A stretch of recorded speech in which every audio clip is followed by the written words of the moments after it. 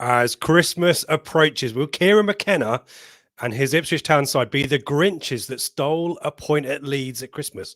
Or maybe even 3? This is the Blue Monday podcast.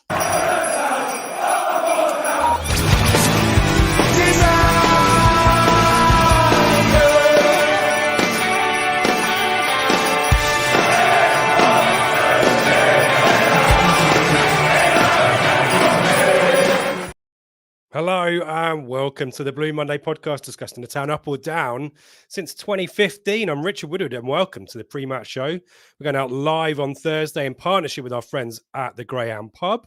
And if you can't catch us live, then welcome on podcast on demand, on video, even later on. We love the fact that everyone is here and joining in, and we want to hear from you in the chat. But sitting in the passenger seat of his best friend's ride, watching someone else drive his podcast, which must be weird. We always use that analogy. Ben's here. I'm here with Ben. This is fun. How you doing, mate? Well, you've just essentially called me a scrub if I'm hanging out the passenger side of my best friend's ride. But yeah, not a big fan of December and 20% less time, 20% more jobs. I'm a big fan of being a contributor on the podcast. This is the most enjoyable bit. So host the way, Rich. And yet again, a huge game to talk about. Yeah, we're kind of with the turkey in the Christmas sandwich, as it were, for Leeds on Saturday and then Leicester on Boxing Day. The hateful eight is kind of definitely getting very hateful right now. It's nearly over, Rich. It's nearly over. QPR's coming soon, folks, and then Stoke after that. And they haven't got a new manager or anything like that to have a nice bounce or something. So, yeah, we're all good. But, well, we're here to talk about Leeds. If you're a Leeds fan in the chat, do say hello. We are nice and helpful and friendly over here. Obviously, if you want to be disruptive, then we've got very short shrift for that, but we'd love to hear opposition views. We also want to hear from folk out in the chat as well. It's Christmas time. It's like we've got Buckaroo. It's the last day of school. I've just finished work. I don't have to work until 2024 now. So I'm deep mob happy. I'm loving it. So, yeah, so let's say it to Michael's always with the Australian weather, Ben. Wet and cool in Brisbane. Only 22 degrees at 6 a.m. Lovely stuff, Michael. Good to have you with us. Season's greetings to Nick.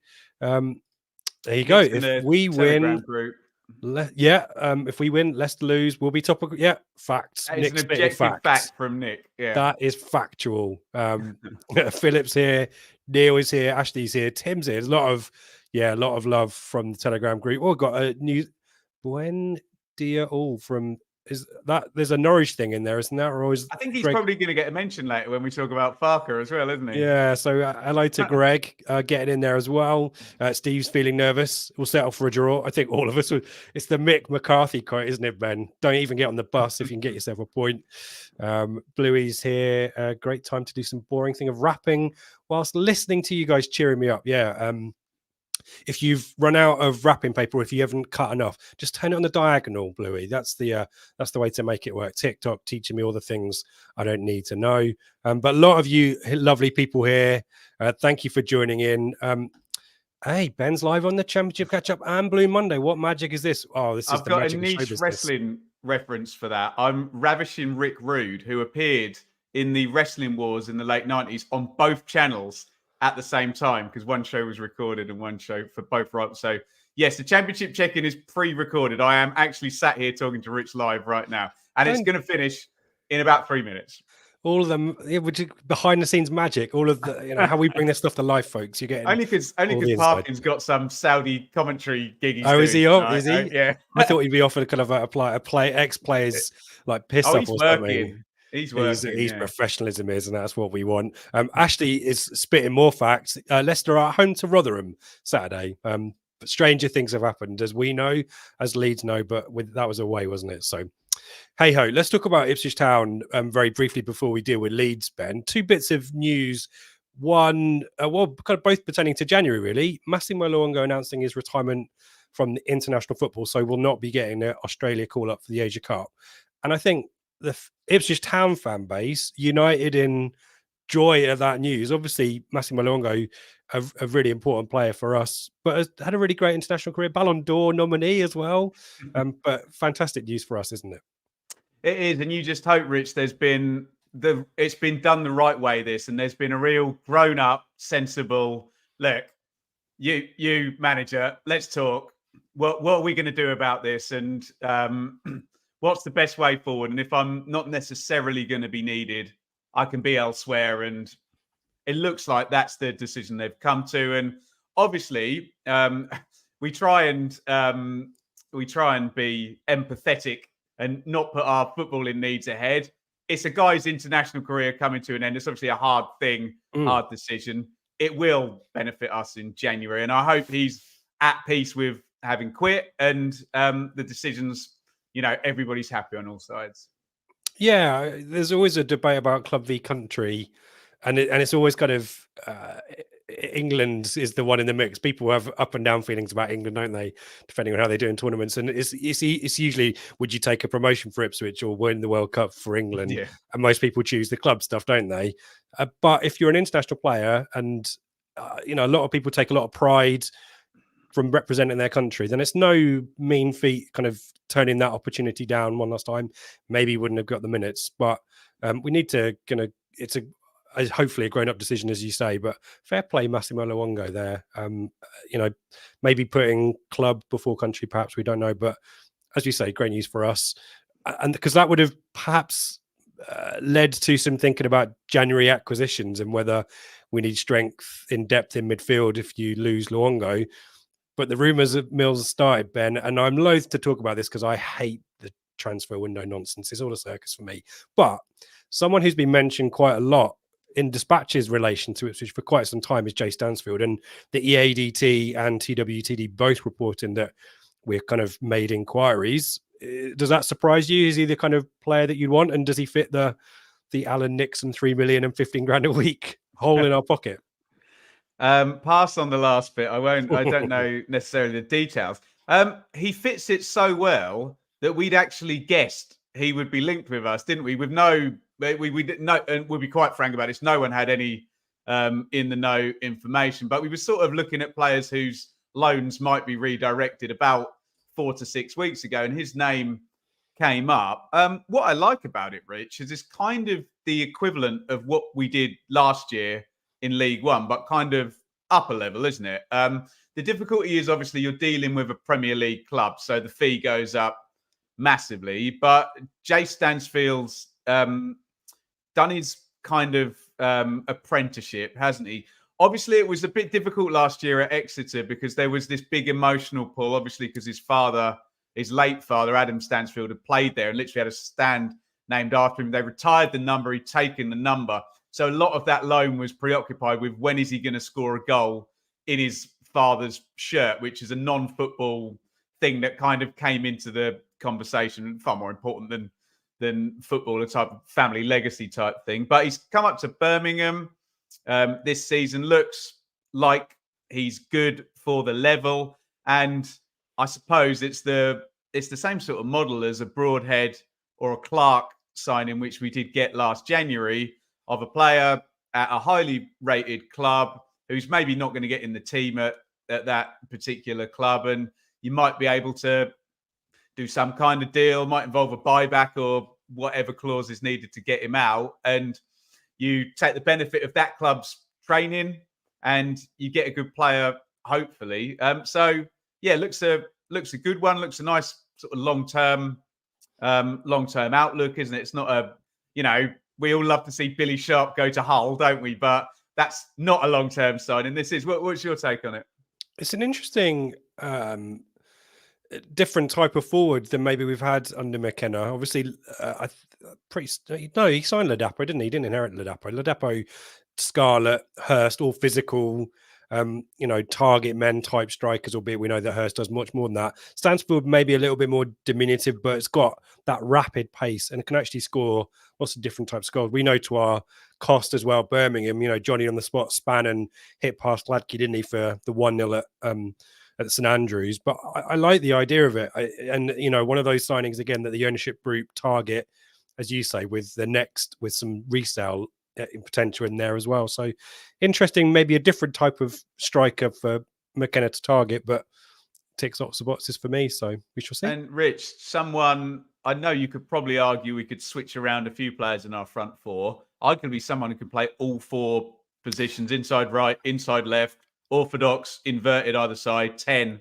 I was thinking or 10. Yeah. 9 at a push as well. So yeah, Yeah, it could getting be a beyond Hurst from real the 10 role would be, yeah.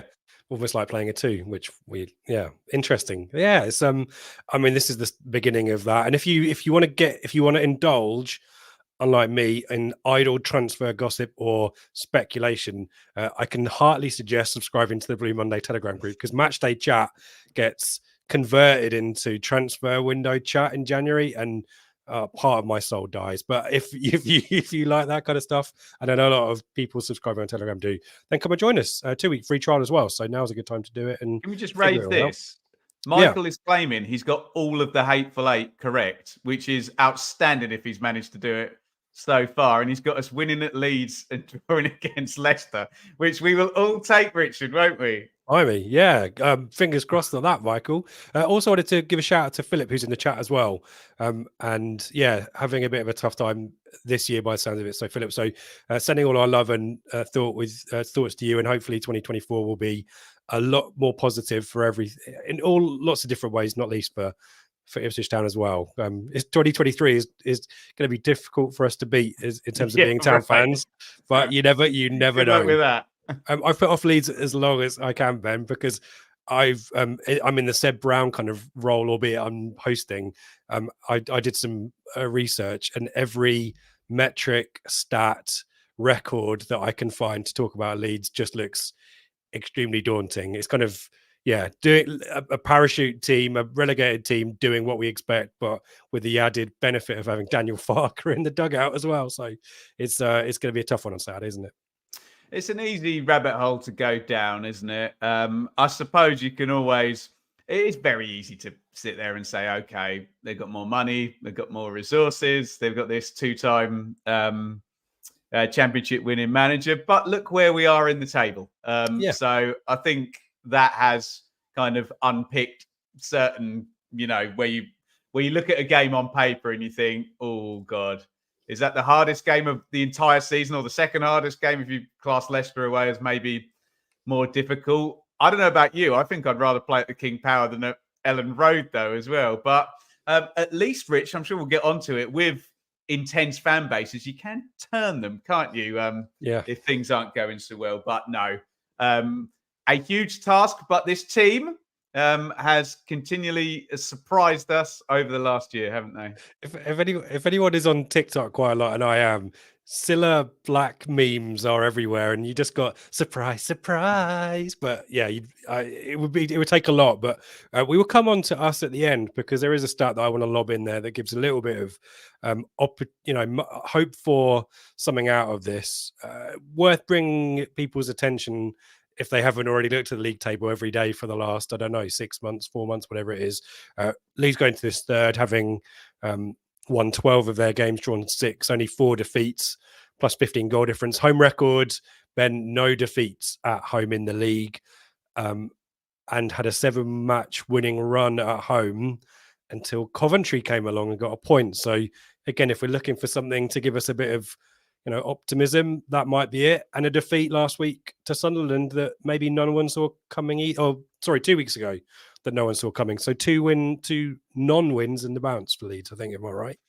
Yeah, so they scored 1 point in the last 2 games, which was a big help after. It seems ridiculous. It's like a Pep Guardiola, Jurgen Klopp standard of, if you draw a game, this is a problem. And we've got to remember, this is a 46-game league, not a 38-game league. Look, the Leeds fans were quick to point out that they've done the away games at Southampton and at Ipswich and Leicester already. But what that does mean in terms of their home record, which is fantastic, and the only undefeated home record in the league, is will be the first of the kind of big 4 in terms of point scoring to be visiting there, if that puts a little bit of extra context onto the home record. The only problem I've got, Rich, is we ain't going to play like Coventry did, because we know Mark Robins very good at shutting up shop and nicking a goal and counter-attacking. So I dare say the pattern of this game might be a little different to that one.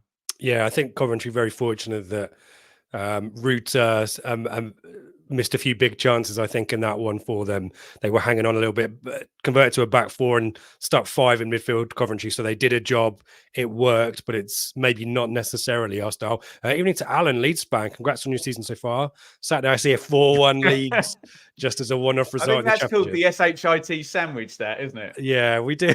Those kind of results do happen, but yeah, it's going to be an interesting one. Alan, thank you for coming along and joining in the chat, and yeah, set us right if we misquote or misdirect anyone on your team. Let's talk about the Battle of Portman Road, Ben. The 4-3 win, I guess, told us everything we needed to know. And maybe in terms of teams we played, this is one rare example this season where we played this team at the wrong time. Sinistera disappears off to Bournemouth, doesn't he, after this one, but is involved. But yeah, maybe highlighting maybe some of our defensive deficiencies. Your recollections of August? Rich, I almost want to disregard it. I see that game as a little bit of an outlier because, as you just pointed out, Leeds had this weird start where the takeover from 49ers group got delayed, which meant that they could barely announce Farker until 4 weeks before, which meant all the transfer business was delayed. Then we got this ridiculous, with Luis Sinistera and Willie Nonto basically saying they both wanted to leave. Then they all returned for this game. This was the first game. We're going to talk about Leeds front four. Obviously, there's 2 different players in Leeds front four than played on this day. And the game itself was a real... It felt like it was the first time we played against a big team. And it was certainly the first parachute team we played, wasn't it? Back in the Championship.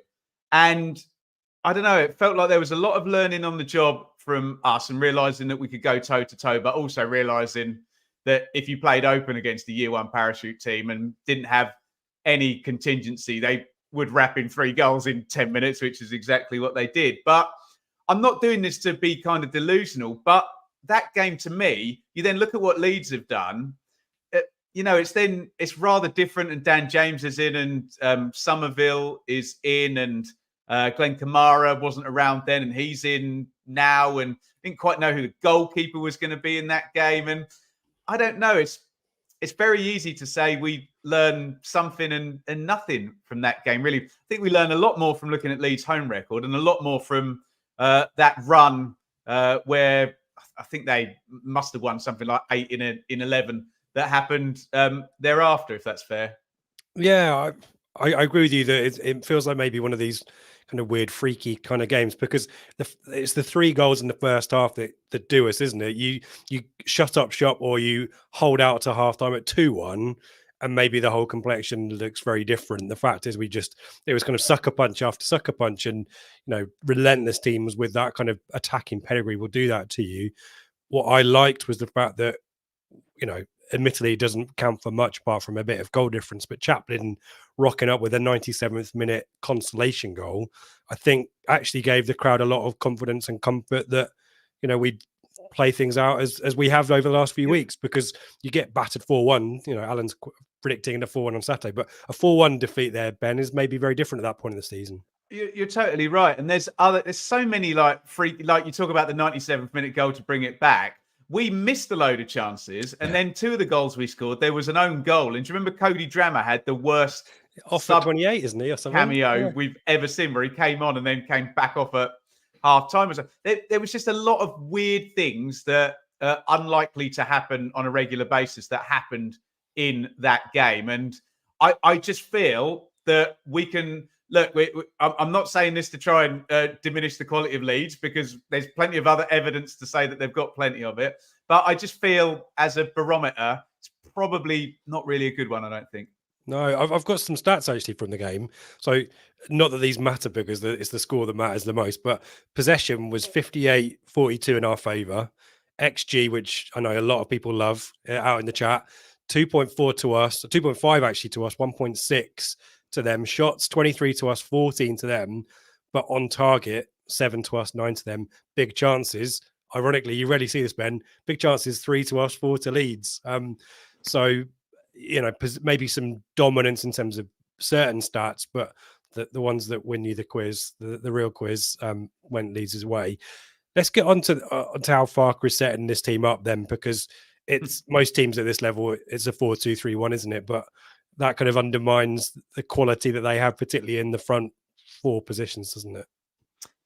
Yeah, and there's almost a danger, but it might be the right thing to do, to say that the Leeds team is the front four. I know they've got quality, haven't they, elsewhere, and Ampadu's done a good turn in central midfield and Kamara, but I feel Leeds, promotion or not, just depends on that front four keeping on delivering. And we know what to expect from Farker because we've seen him win the title twice with bloody Norwich. So we know we expect high fullbacks. Now, he doesn't have a lot of strength in the fullback position at the moment. If he's playing, Jed Spencer's only just got in the team. He was brilliant for Nottingham Forest on loan from Middlesbrough, went off to Spurs, and very kind of Jack Clarkey, Ryan Sessegnon type thing, where a player kills it in the Championship, goes to Spurs and never plays, and ends up getting sort of loaned back at some point in the future.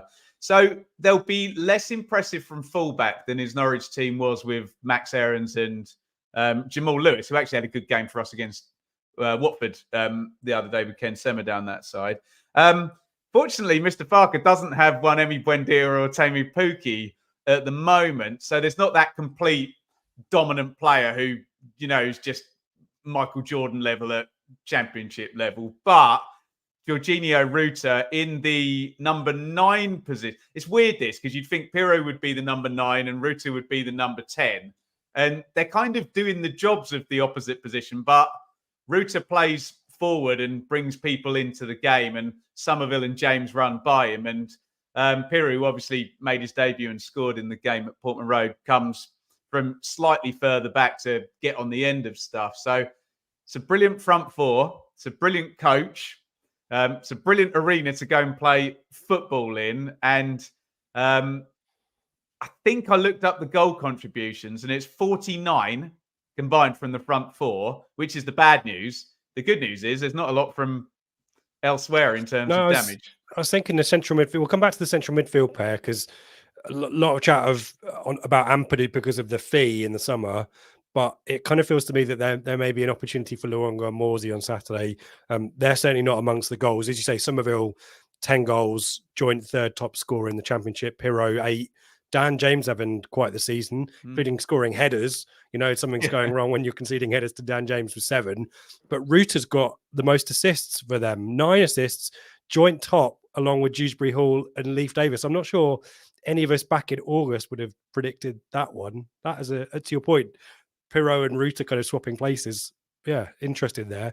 But Somerville, Ben's probably just had a massive kind of. Never come across him before. Had you heard of it? You know more about him than anyone here. Tell us about Somerville. Well, I had heard about him. I didn't think he'd be, you know, because you've got this 35 million euro Ruta, who you kind of, if you're, I know ownership shouldn't tell manager who to play, but if you've signed someone for 35 million euros, could you play that guy so we can either get something out of him or get some resale going? Obviously, they bought Pirro in then for 10 million pounds with potential add-ons if and when Leeds get promoted. I think Somerville cost 1.5 million. So you kind of looked at it. I think Dan James was a 20 million quid player to Man United at one point or other. And Nonto seems to be the one that Farker is just saying, look, don't really fancy you, whether that's his. I mean, he looks a player, Nonto.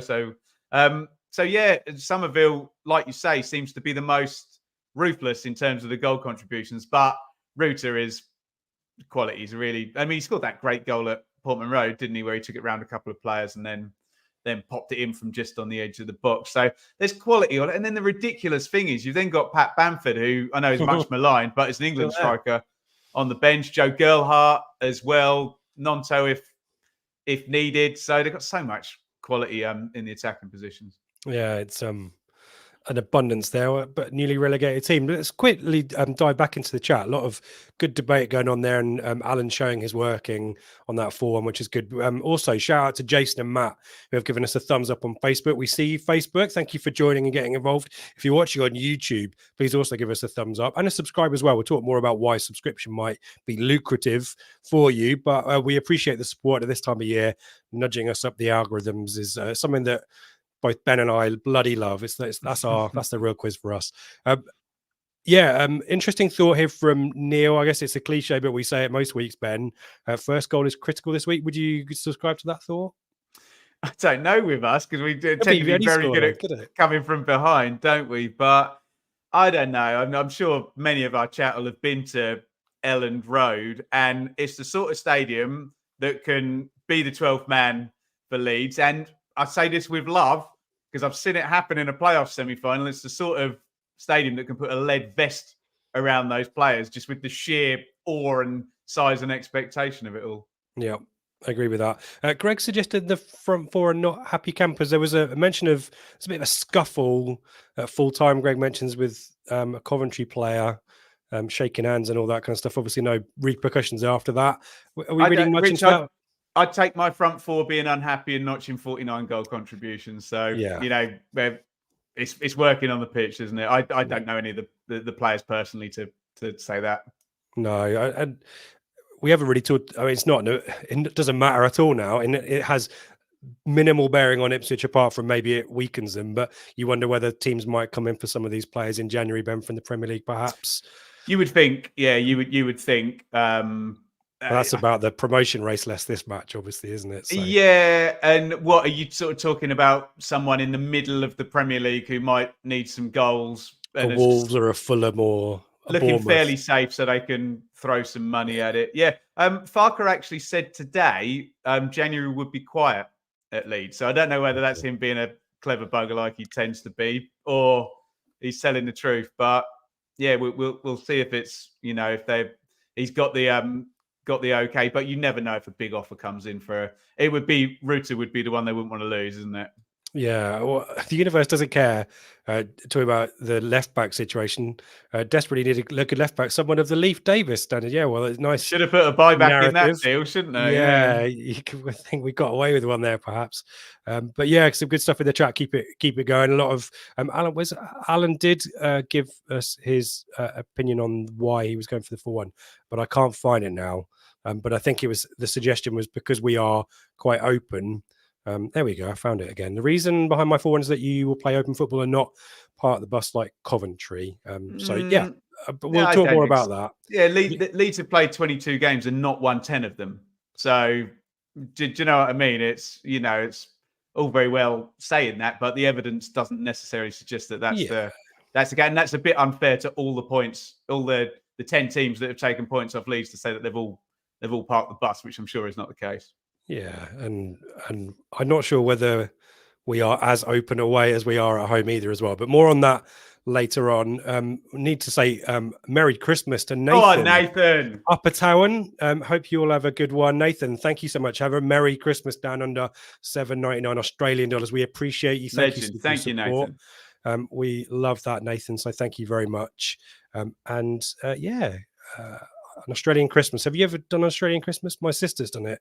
It's a bit of a different experience than... Middle of January I went there, but no, I was never there over Christmas. But yeah, I tell you what, splits up the British winter and treat the old Aussie summer in January. Yeah, beautiful. Lovely stuff. A barbecue at Christmas time and 30-degree heat and all that kind of stuff. Yeah, very incongruous. How it looks on the cards.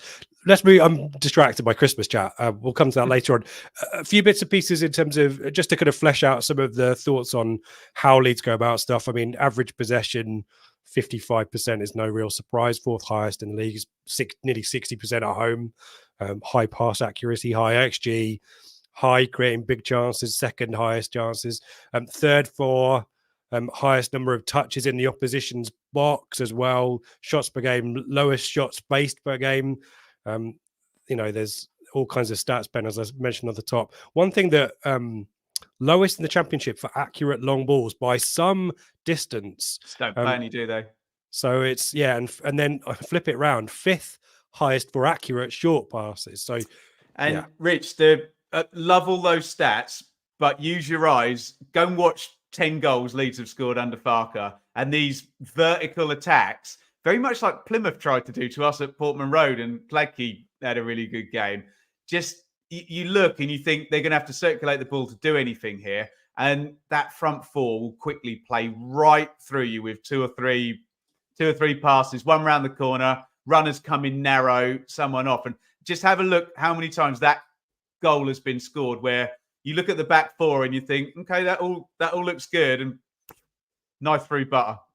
Yeah, one of the a few things in terms of things that we might need to watch out for. They are top for possession one in the final third, Really? and they're top for counter-attack goals as well.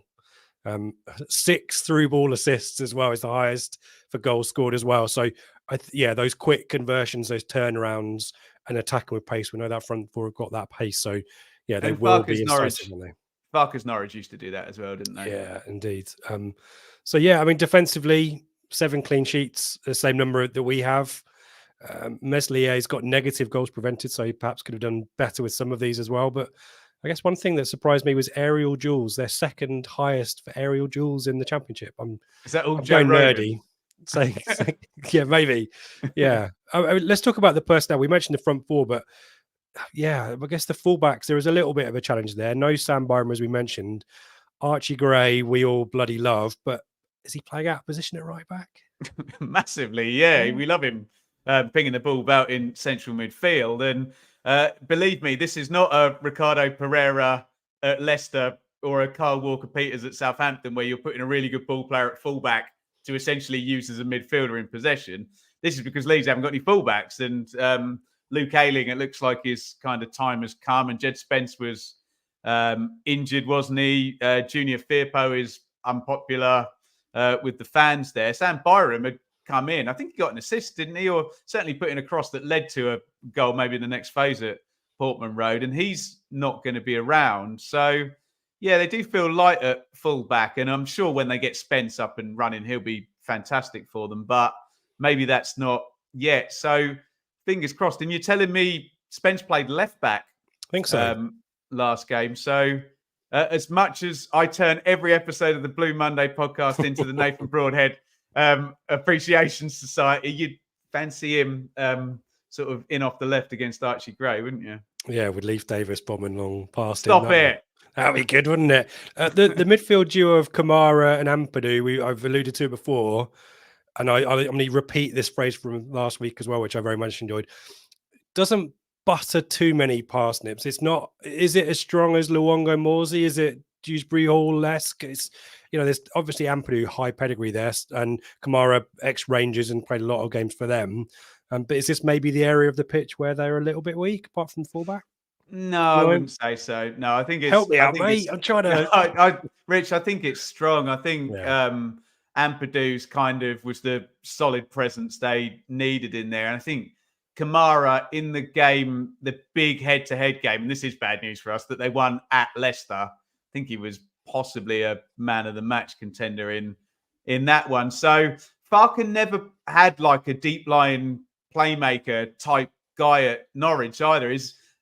Things do happen around his central midfield. I know Morsey seems to have turned into that for us now. He seems to do bloody everything, doesn't he? Which is great. But no, I like the Leeds midfield too. And I think they, if you've got that front four, you just need solidity anyway, don't you, in those spots, and feed the ball through to him, right? Yeah, and they've got the two chunky centre backs that we talked about. Meslier in goal has never really convinced me. He's good, maybe good shot stop here and there, but I think he's got a little bit of an error in him every now and then. So that'll be interesting to see. One other stat, if I'm trying to find these little rays of light to give us some hope, we've got double the number of goals that they have from outside the area. So shooting from range, you never know. And they've only scored 5 goals from set pieces, and none of them direct free kicks. So the set piece danger is not as significant. Obviously, Borough, their second goal was from a set piece delivery as well. So maybe there's some way we can get there. But yeah, not too many goals conceded at home is the problem. We're not talking too many there. We could talk about how they've conceded. I guess Latte Lath scored quite a good goal, instinctive goal, cutting in, didn't he, near post? So maybe that's get shots off, Ben. That's the way to do it. Chaplin and Broadhead firing shots in on them. Well, and this is where it's lovely being an Ipswich fan, because we know exactly what the game plan is going to be, and it's worked fantastically well. And as much as I don't want to be getting my excuses in early, it is a 46 game season. We are 10 points clear, and if that plan isn't good enough to beat a year one parachute team with 33,000 rabid fans behind them at home a game before Christmas. That's not the end of the world, because it's proven that it might well. I mean, you're talking lots of great stats, Richard, but a good stat for you is Ipswich Town have won 16 games this season. And they've been very good away from home, Ipswich, haven't they? So, and as you were sort of saying, slightly, I'm sure McKenna's just too clever for us layman fans to even notice what it is that he's doing differently at home than he is. But there's something, isn't there? Is where it's all a little bit tighter, or maybe teams come out against us a little bit more. So, as McKenna loves to open up his pre-matches, this is just a brilliant fixture, isn't it? Yeah, and we've got to take heart from wins at Southampton and Watford only a week ago. So Middlesbrough, so there you go. And thank you to the Telegram group. Only 9 goals conceded away, which is, again, Alan, why we're kind of querying the 4-1. I mean, of course it could happen. We hope it won't. But yeah, only 9 goals conceded away from home is the best in the division. So we do know how to keep the goals out. So yeah, nicely poised. I'm starting to feel more confident about it. Simo says we can afford to draw, of course. Leeds need to win. If we can do what that sweet corn and sprouts did to us last week, are we celebrating like that carrot road lot did? Yeah, I mean, talk to me about the narrative, Ben, because we've talked about this in the Telegram roundtable, which, again, another perk of being. I haven't seen that yet, so yeah, definitely. We were talking about the Ellen Road effect. Yeah, kind of, it could go both ways. But the other thing we were talking about was a lot of Leeds fans, and no disrespect meant here at all, but a lot of non-Ipswich fans have been predicting the blow up. We'd drop points. We'd, go on that terrible, shocking run, and it hasn't really happened. But Leeds fan in particular were kind of thinking, well, this game is the point where we overtake Ipswich. Yeah. And now whatever happens, it doesn't. And I wonder whether that takes some of the sting out of it, or whether it intensifies it for Farker. I don't know. It's narrative. Any thoughts? It's so hard to say, isn't it? Because it's the sort of thing where any one of those things you've just laid out could be the case.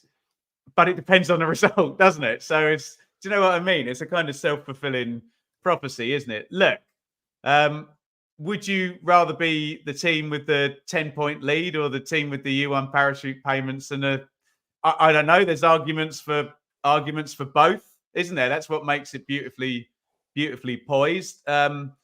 Certainly, you would think we would be okay with a draw, and Leeds probably would, and you would probably think a Leeds draw, they're going to be overtaken by Southampton, who are going to QPR as well. And this is the fly in the ointment for everyone.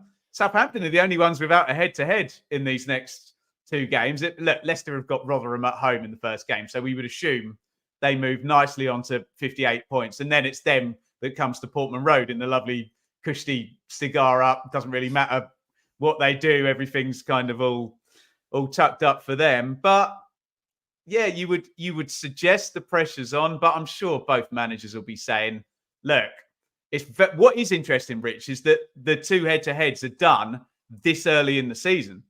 We're not even at this will be the halfway mark, and Ipswich and Leeds now don't play each other again for the rest of the season. And we discussed this on the pod the other night, didn't we? Southampton are now going to have to do away games at all of these teams. Leeds are doing home games against everybody. So look, you can then drip that in with all the other narratives. So yeah, it could go any one of the 10 storylines you sort of suggested. The result defines all, doesn't it? If that's not stating bleeding obvious. Yeah, what I loved as well is the guys on the pod, and you can go back and watch the flagship from last weekend, the chat about the last fixture for Leeds, which is Southampton, isn't it? That feels like one of those kind of critical mass kind of moments, doesn't it? Yeah. Perfect storm moments. We shall see. Philip mentioning that Town haven't lost back-to-back games. I mean, we haven't lost that many at all, have we, Philip? So yeah, that mentality is strong wherever we go, and we will come back later on and do some predictions about it. Any more on Leeds, Ben, before I move on to us? No, I think we've covered it, haven't we? And yeah, like we said at the top of the show, Rich, it's very easy looking at this type of opponents to talk yourself into these on paper things. We said this even before we were in the Championship, that our pattern of play and our coaching is our £35 million striker. It is our parachute payment or what have you. So that has equaled out a lot of things this season, hasn't it? Yeah, I was just reading Carnival Nation maximum points in the next 3 games. It's last season all over again. Don't get too far Stop ahead it. of yourself. And also, I think I'm trying to find the comment. It might be from Trevor here. Leeds a far more important game than Leicester, I guess. I make him right. Yeah. A lot of people feeling quite confident about Leicester as well on Boxing Day. We'll come back and talk about that, I'm sure, on the Flagship Show on Sunday. Have you seen him play? Well, different at home and away, perhaps, I don't know, but Fair. you can't fancy us against anyone at home, haven't you? And we've got to give ourselves some credit at some point. We're very good at, on this show in particular, we obviously try to give due care and respect to the opposition. We maybe went a little bit too far last season, sometimes in League One, but certainly against Leeds and teams like that, you've got to know your enemy, as it were, and we'll, but we're certainly not undermining the strength of McKenna's team and certainly the strength and the dugout of our coach and his team as well. Let's talk about us. Get your thoughts in about team rotation in the chat, because I think this is probably one where rotation and the Christmas schedule starts to play a part, perhaps, Ben. Any thoughts on changes from the team that faced Norwich last week? So let me get this right. We've got, is it 4 in 9 days? But the last 2 are at home. Forgive me, I should have come on knowing exactly this. So, yeah, it's interesting because we go away, home, away, which is kind of helpful, isn't it? To have that no travel, in between the 23rd of December and the 1st of January game at Stoke. Joe made a fair point, Rich, on the Flagship, where he said it tends to be the middle game. It tends to be go at the first game where you've had the week's prep with the full team. Obviously, this means you're rotating players against a team, Leicester, who have finished 5th in the Premier League twice in the last 5 years or whatever it is. So I wonder if it's very easy to overthink and you just go strong as you can in the first game, see where you are in the second. Really, though, for me, it's Brandon Williams, Harry Clark question. We're seeing lots of stuff about Tuanzebe and Wolfenden and Burgess and how you manage all of that. But if you've had a week to go at it, part of me thinks you just play your strongest team and it might be unchanged. I don't know. What's your take? I think you're right, and a lot of people are thinking, well, Tuanzebe's got to come in because Burgess is off to the Asia Cup, unlike Luongo. But actually, Burgess has been one of our most consistent centre backs, so you'd be loath to take him out of the team at all. I think Harry Clark has now made the right back spot his own. So I'm the only debate really for me is it Taylor or Luongo? And the fact that Luongo is committed to sticking around here and not go off to the Asia Cup as well means I'd be playing him. So I think you're right. I think, absent of any other logic, strongest team against Leeds, strongest team against Leicester, and then rotate, as you say, for QPR for Stoke, perhaps. And I think given what you've said about the kind of central midfield, maybe you might want Taylor's legs against Winks and Dewsbury Hall and Didi against Leicester.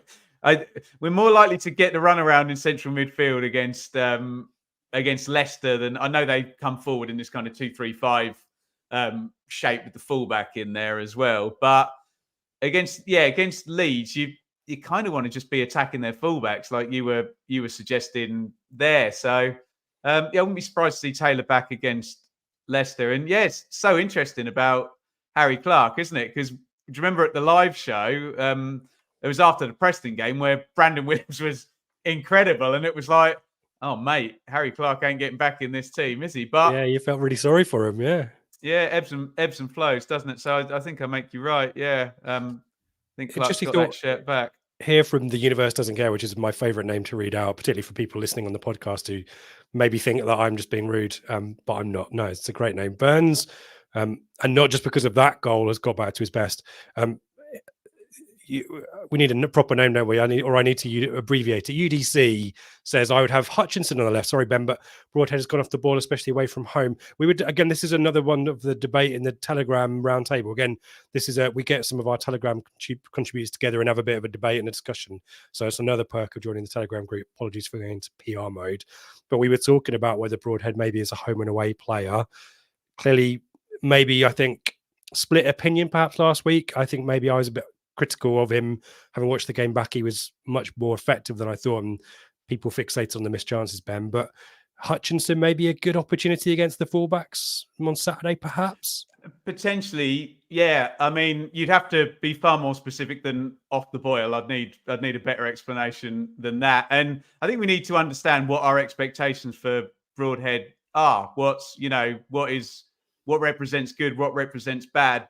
My take is he is still the number one player in that team in a tight game for being able to unpick a defense. I know the pattern of play is wonderful, but yeah, and look, maybe he could have had a few things go differently in the last few weeks, but I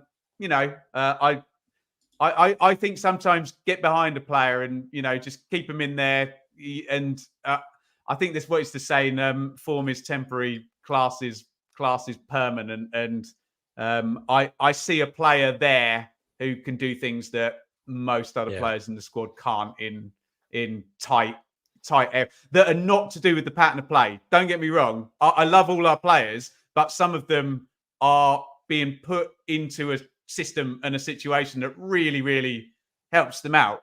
To use Leif Davis as an example, who is outstanding. Is he going to get the same amount of numbers in a team that maybe isn't disproportionately sending the ball down the left-hand side and giving him that attacking sort of chance? So it's it swings and roundabouts, and that would be my defense of Broadhead. But love Hutchinson as well. Just prefer him as a sub, I think, at Ellen Road. Town Treats, are people really discussing dropping our top scorer? Yeah, fair point there. And in terms of your first 11, which we can do with our eyes closed and whatever you want to say, Broadhead's in it, isn't he? Every day of the week. And I talked about maybe taking opportunities from shots, either from range or pot shots from inside the area against Leeds.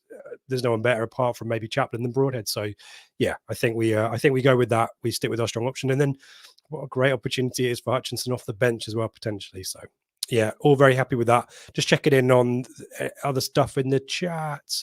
Match winner Ben. John here.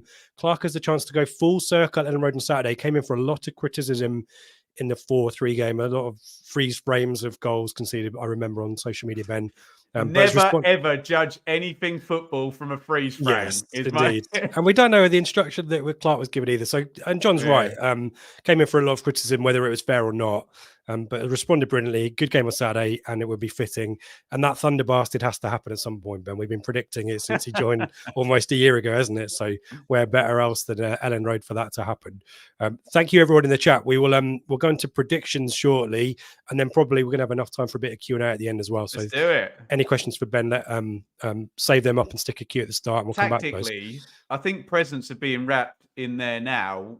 The longer I stay on this, okay. Well, there's your opportunity, folks. The numbers are solid, so we'll stick around as long as you got questions for Ben. How about that, folks? Things that I need to draw your attention to. We mentioned the Telegram group a few times. 2-week free trial if you've not been a member before. A perfect opportunity over Christmas and into the new year to use that 2-week free trial.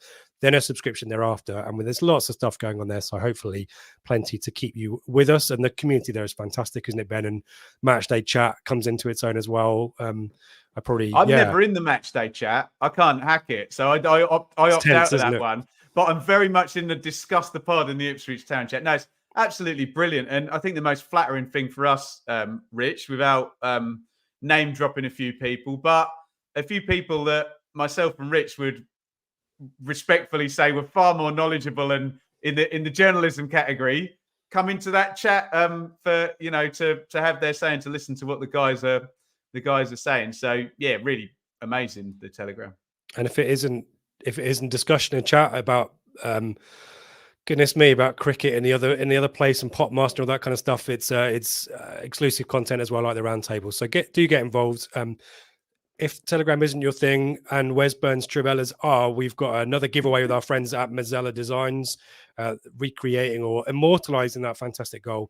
If you head over to our Twitter page, and we know not everyone uses Twitter, so it's one of those ones, folks. But we are giving one of those away. We'll announce the winner after Leeds.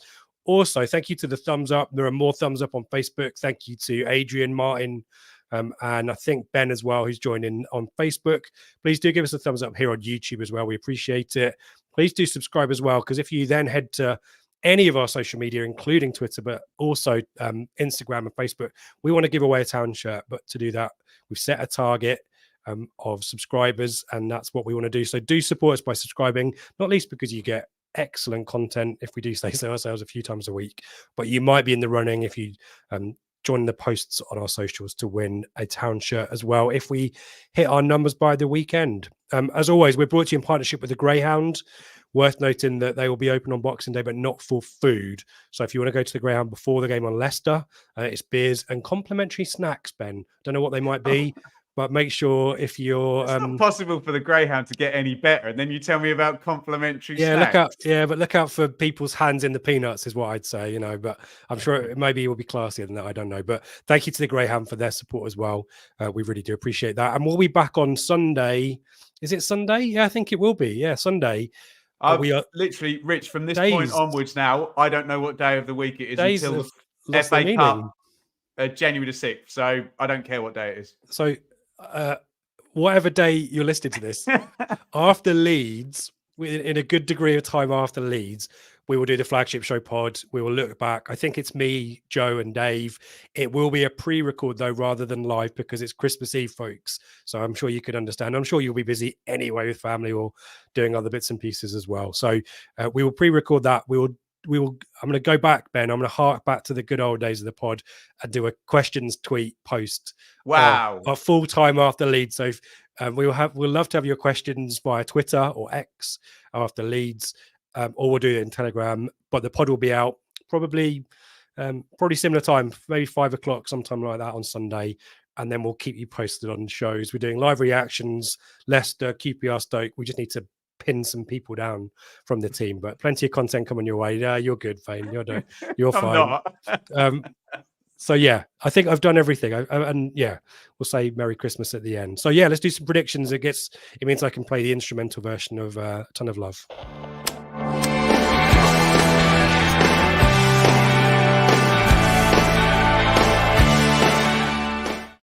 On Saturday before the Norwich game, Ben, I got a call on my phone, a video call, and it was from Ed. No way! And I was thinking, I feel so special. He's obviously feeling really great about the derby, wants to chat. And I happened to be walking outside Portman Road because I was meeting some mates in town. And I answered it. And he went, "I'm sorry, mate. I didn't mean to call you." And my heart sank. But we had a nice chat about the derby anyway. So thank you, Ed, for your support of the podcast. We love being able to have editors' music. It's so cool. So yeah, Merry Christmas to Ed and all the boys at Editors. Last time out, a win in the prediction league for Ben, who's representing the Telegram group, and Ben's in the chat, so he can show some of his working for his predictions for this week. So congratulations to Ben. It wasn't a particularly high-scoring week, hence why I'm not putting it on the screen. But let's have a look about what we're doing this week. You mentioned there's a few early games tomorrow. None of them particularly exciting. I'm just looking through, Ben, and probably what was yours and Sam's fixture of the week? Your one to watch or whatever it is. This one we've just spent the last 53 minutes previewing. So yeah, there you go. So watch Ben's show for even more insight from Sam Parkin. And Mr. Sam Parkin obviously led off with the 2 goals that he did score at Elland Road for. I've wasted them, yeah. Share him. Yeah, if you tagged him in it, he'll bloody love that. I tell you. I'll send him. Yeah. Yeah. But Borough West Brom's an intriguing one. We're all predicting a low goal scoring draw there, but that could go either way, couldn't it? It's fascinating. West Brom. Yeah, a few weeks ago, I'd had West Brom definitely winning that. Middlesbrough still struggling for a few first teamers, so I went down the middle on that one. If it had been at West Brom, I would have backed the Baggies, but I've gone for the draw there.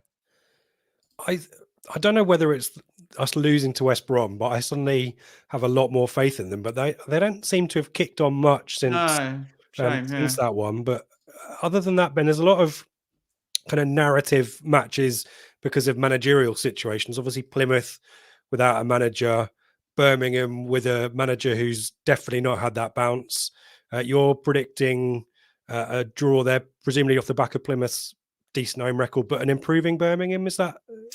It's just Plymouth now is, and we obviously have intimate knowledge of Plymouth after their incredible run to beat us to the League One title last season. But it's going to be absolutely fascinating to see, because I think we all deep down, even though he annoyed us a lot last season, we all think Schumacher's really good, and just be interesting to see how that pans out now.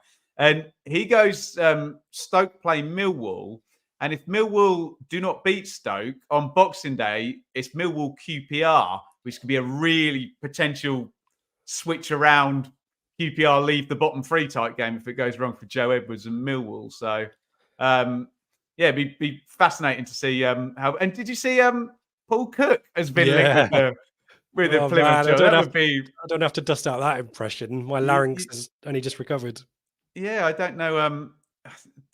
Mean to poor old Cookie, but that might be a bit of a come down. Schumacher to Cook, mightn't it? Yeah, I agree with you there. Yeah, a lot of teams, obviously, Championship we know is a bit of a basket case when it comes to sacking managers and so on. A lot of teams subscribing to the young coach and probably following the Ipswich model, perhaps in that front, but it's not really working. Maybe Sheffield Wednesday are the only ones who've maybe got some sustained form out of it. Your thoughts? QPR a little bit as well. They've got 10 points in 5, yeah, haven't they? Well, look, Rich, at the end of it, everyone seems like they're going to have a 37 to 45-year-old career coach in the dugout. Mick Beale back at Sunderland as well. So, yeah, well, you're predicting Southampton to win at QPR. It's a tall order to do anything there, isn't it? But other than that, Ben, it's not a vintage week of prediction of fixtures to predict, is it? So let's focus on the main event then. And I guess both you and I have a sense of a bit of foreboding about this one. Yeah, I've gone for 2-1 to Leeds. Obviously, in life we have to treat the world as it is rather than as we want it to be. I would much rather that was Leeds 1, Ipswich 2. I'm just a bit worried defensively about us. I think we can score. I always think we can score, but I wonder whether they might get 2 up. Possibly in the first half if it goes really well for them. I agree with all the comments. I'd love us to get to the 30-minute mark without conceding, and then we can grow into the game. And I will say, every time I've remotely doubted this team, they have gone on and to bigger and better things. So I hope I'm wrong, but I've gone for Leeds to win it 2-1. Yeah, that's my attitude as well. Prove me wrong or make me feel stupid. I love being wrong. It's brilliant. Ben, when it involves Ipswich winning, I tell you. Yeah, I mean that was last season pretty frequently. I've made that mistake. Ben, inspiring loyalty, Ben, and he won last week, so we have to put some credit in Ben's name as well. I think he predicted the win at Borough too. So Ben's got pedigree. He's going for the 1-1 draw. So I'll take it. Rich. Best thing, aren't we? We're either you and I are kind of tempting fate, kind of reverse psychologying it. Honestly, that's genuinely what I believe is going to happen. I promise I'm not. Honestly, it's not 4-1, is it? Put it that way. So, but yeah, we'll see. Colin's predicting a Davis to score. HCH Davis has been quiet in the last few games, not bad, but the team hasn't used him as much. We love narrative, don't we? So, Michael's going for a 2-2. Both Town fullbacks to score. I love when people show extra work and like that. Well, that's going to be 66-1 probably with with both fullbacks to score. That's going to be massive. Double that. Get bet on that, Michael. When the fun stop, Michael. Michael's please play responsibly. He's the king. Check out Match Bingo if you're interested. There you go. People do things. One of our subs won £1,000, Rich, on the Ipswich Norwich game. So wow, an Ipswich fan, Paul. Yeah. How? What? How did he do it though? He won on Match Bingo. Just bought a card. Yeah, bought a card and won. Anyway. Giving them free publicity. We'll dip into the questions while we're here as well. HCA's asking when's your next town game? You doing Leicester? I'll be at the Leicester. So I've been to the last 2. If I'm getting, I don't know whether he's giving me stick for not turning up to Ipswich game. I think he wants post-match. Your post-match. Oh, okay, for the vlogs. Yeah, look, I'm not going to be at the Leeds game. We're off with family stuff on the 23rd, 24th, and 25th. But there is now a solid plan that I'm going to be at the Leicester game, and we'll get past the Leicester game, and then we'll see about the QPR game. That's less likely, but yeah. Stoke on New Year's Day. I think you need not happening. So, there's a free pie or a pint waiting for you at Stoke to justify that for me, I'm afraid. Michael asks about Freddie. Do we need to give Freddie more than the last 5 minutes to get him back to his best? It feels like we talked about Stansford at the top of the show, Ben. His days that feel numbered, don't they? Sadly, big part of last season, but amazing numbers last season. But there's no polite way of saying it, is there? But a team challenging at the top of the Championship is a very different proposition than the team challenging at the top of League One. And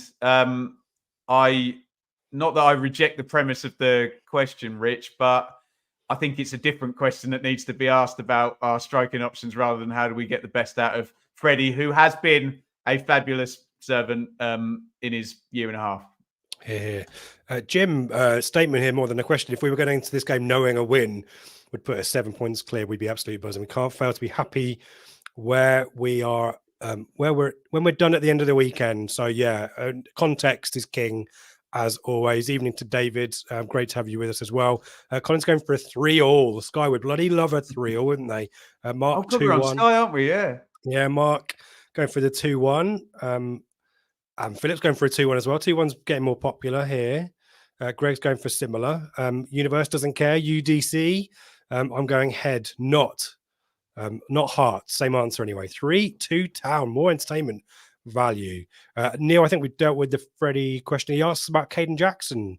Ben, I think Caden Jackson's probably going to stick around. Rich, I've sold Caden Jackson for about the last 8 transfer windows and be wrong. So I'd be the wrong person to ask. Let's see what the Mark Ashton can do in terms of incomings in January. I don't want to be harsh here, and I don't know how you felt about it, Rich, but when we made this treble sub in stoppage time of Jack, who was it? And we ended the game against Norwich with Jackson and Ladapo and Scarlett Harness. Who else came on, Rich? Scarlett came on as well. He brought Scarlett and Ladapo on. I thought that's not Broadhead, Hurst, Chaplin, Burns. And I don't want to love all of our players, but levels, yeah? There is a first 11, isn't there? Bringing us back down to earth, but we've gone with it as well, David, so you don't feel bad about it. 2-1 defeat, he's predicting there as well. Sully, our mate in New York. Hello to Sully. 2-2. Feels like a 2-2, he says. Jack agrees. UDC, I'm abbreviating it, I'm sticking with it, predicting Leeds, and I love extra stuff like this, extra credit. Predicting a sending off or an injury in a sub, I don't know. Nick, whoever scores first will win. There is his prediction. I think this could be topsy-turvy potentially, Ben, don't you? I'm not sure. We obviously had Neil's point from before, but yeah, I wouldn't put it past any team. If we scored first, Leeds would fancy themselves to get 2, wouldn't they? So, yeah. And as we know, we're not maybe as ironclad at the back as we could be. Eric's going for lucky 3-2. Tim 2-1. Town. Colin, I'm not good. I'm not doing the 360 miles for a defeat and the 47 quid and the petrol on top of it. Yeah, fair play to the traveling Blue Army. That is that's good loyalty on the Christmas weekend, isn't it? Metal Jace 2-all. So some good stuff.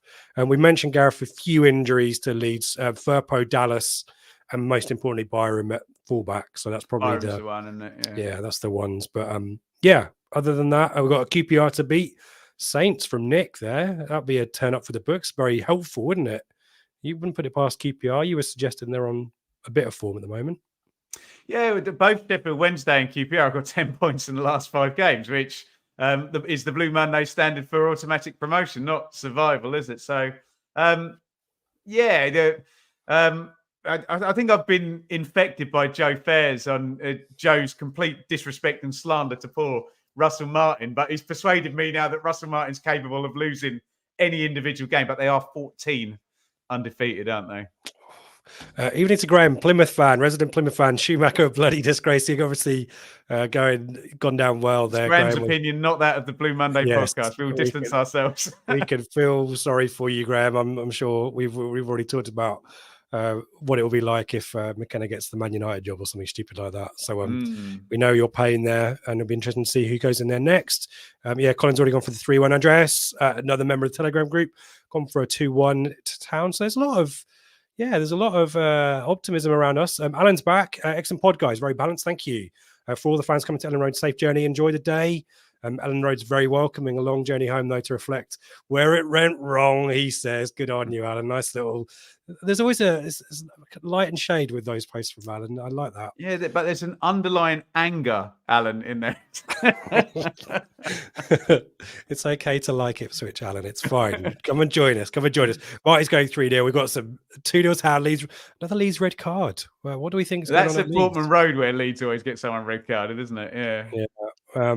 Steve, why do so many still think Town are the underdogs?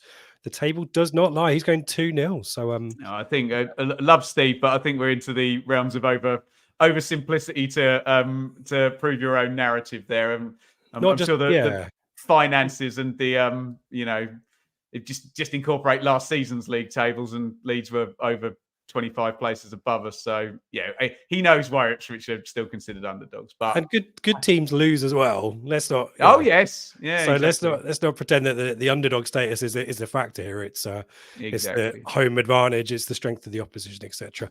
Paul, one of the great ITFC Southwest guys, sounds like they're making the trip. So that'll be fantastic for them. Nick asked a question: Championship players from outside the current top 4. And that we might be looking at as a target. I mean, Stansfield fits that brief, albeit he's alone. Yeah. I don't know. I've got the table. Johansson, the Rotherham keeper. Sheffield Wednesday, would they sell us? Scroll up a little bit. Laser at Borough. I quite like him. Midfielder, if we need it. Yeah. I mean, I have the utmost confidence that with our pattern of play and our wonderful coach, whoever comes in will improve, don't they? Off the top of my head, it's a real hard one to dive into. It's difficult, isn't it? Because the players that are viable from teams that would sell tend to want to go to the parachute teams, don't they? Which is a bit annoying. And the players at the parachute teams that they would ship out to make money, we're probably not going to be able to afford, and we haven't necessarily bought. So it's a real hard one to kind of pick them out, isn't it? Yeah, I think the dashboard hopefully extends beyond the championship, but it'll be interesting. Yeah, it'll be interesting to see what happens. And we like these high potential, low appearance making, youngsters in Premier League teams. Broadhead, Clark all fit that kind of mold, don't we? So that wouldn't surprise us. The signings that traditionally in the championship have made a difference in January have been loan signings of England under 18, 19, right. 20, 21 players from Premier League. Diallo. Premier good, League. Wouldn't it? Oh, there you go. Yes, please. Loving him in the mix. I think someone mentioned that in the chat earlier on. Talking about outgoings, a few people talking about Aluko, Dynasty and Evans maybe moving on. Michael asks your thoughts on Edmondson and bringing in another left-footed fullback / centre-half. Yeah, again, I think it's the incoming player defines that, don't they? But I don't have a problem with Edmondson if we don't bring anyone in. But yeah, it's ruthless, isn't it? It can be upgraded, yeah. Yep. We've got another 2-1 from Dagon Morningstar. That's a great name as well. David, continuing his generosity to the podcast. David, we appreciate you. Merry Christmas to you and yours. Thank you so much for another super chat. You can do likewise here at YouTube as well. But as always, a thumbs up is always appreciated. That's all you need to do. A little press of a button. 5-star rating as well on podcast. And we do appreciate everyone listening on podcast. The numbers on the podcast, Ben, always great. There's a little website that I like to look at. And yeah, we're always doing quite well on there. So thank you everyone listening on podcast. Do give us a 5-star rating or a review. We do read the reviews. If they quote the Partridge or The Office, even better. Thank you to Greg Uppertown. Just waiting for the Clark fist pump at Leeds, says Michael. That'd be nice, wouldn't it? Yeah. And yeah, Colin mentioned Leeds under pressure. Stuart, love the pod. Keep up the great work. In town from the US. visiting family. Great to have you with us. Hopefully 2-1 Town win, but thinking 2 will draw, and then heading to Portman Road on the 29th for QPR. Loving that. I think Ben, I'm afraid. Oh, here we go. I'll end with Stephen. As a Town fan, it wouldn't hurt taking 2 points from the next 2. If we can't catch Leeds, it's not all doom and gloom. Thinks Town will need to cover over 90 points to get up. I believe. There you go. Ben, I'm afraid you're going to have to do some present wrapping. Not doing it. No, well, I'll let you do all the editing and post-production stuff if you want. Okay, I'll go and do the wrapping. But thank you everyone for your question. We will be back for the flagship show on Sunday, albeit as I mentioned pre-record, so get your questions in via Twitter or Telegram if you're over there. Thank you everyone for joining us. Numbers have been great for this time of year, so thank you everyone for getting involved in the chat. Your predictions, your thoughts on the rotation. 2 giveaways on social media, so do check those out. And as we keep boringly saying, thumbs up, subscribe, all that fun stuff. Ben, I have to say, come on you Blues at the end. That's a Seb and I tradition. You have to say thank you to Steve. Oh, first, yeah, Steve. Merry Christmas to you, Steve. Thank you for your generosity as well. Happy Christmas to you. Thank you for your support. Everyone's being so lovely and generous tonight, Ben. It's because you're here. It's a different vibe. It's not. I've been getting abuse on YouTube today, so this is just the Earth, even the universe, even in itself out. We should plug. Dave was on a Leeds podcast the other night, and I can't remember what it's called. Type in Leeds podcast, David Diamond. Yeah, and I think I'm going to be on with. I think I'm going to be on with Just Joe at some point tomorrow as well. Okay. So if you want to get the Leeds view and me trying to kind of talk him round, then check that out as well tomorrow. Yeah, LS11 is the podcast. I've just retweeted it. That's it, yeah. I think they shoved it down a Patreon feed, but I'm sure we can access it now. I think it's early access for Patreon for them. Ben, this might be your last podcast appearance, at least on Blue Monday of the season. A lot of people saying Merry Christmas and all that kind of stuff. So do you want to say Merry Christmas and all that kind of stuff back to everyone? I'd love to say Merry Christmas. I'd love to say thank you for everybody watching and listening. But really, the team this year has given us more than anyone could. 2023. We do the podcast. Yeah, we do the podcast for fun, and we hope that the team's good and it's a bit of a bonus and all of that. But yeah, thank you to you guys. But the big thank you was to one Kieran McKenna, and the best year, whatever that happens in the next 3 games, unless we lose them all 5-0 or something, we have had the best 2023 ever. And we've always said, Rich, the podcast isn't about us. It's about the football, and the football this year, just wow. So that would be my takeaway. Yeah. Thank you, everyone. As I said, we'll be back on Sunday. So me, Joe and Dave will be talking about Leeds. So do tune in then. But in terms of live chat, we'll have some stuff over Christmas, but last time out live. So from me, thank you everyone for joining in this season or this year.